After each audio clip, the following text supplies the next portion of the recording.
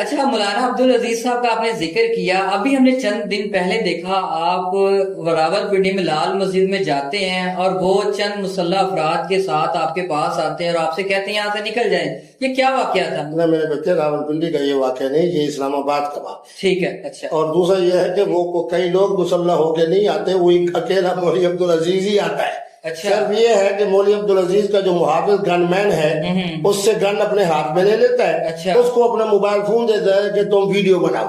ٹھیک ہے۔ یعنی یہ غیر اخلاقی طور پر دیکھا جائے کہ لوگ مجھے خود کہہ رہے ہیں کہ اس کو مولوی کہنا بھی مولویت کی توہین ہے، انسان کہنا بھی انسانیت کی توہین ہے۔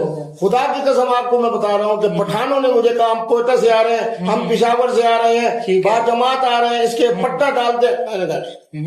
ٹھیک ہے۔ بہرحال ان کے والد میرے والد آپس میں بڑے مہربان تھے، دوست تھے، ان کے والد کے ساتھ مجھے بڑی محبت تھی۔ یہ کام نہیں کرنا، میری قبلہ والدہ صاحبہ نے بھی روک دیا کہ یہ آپ کا چھوٹا بھائی ہے، یہ جو کچھ کرے بدتمیزی اس کا مقدر، آپ نے سکون سے رہنا ہے۔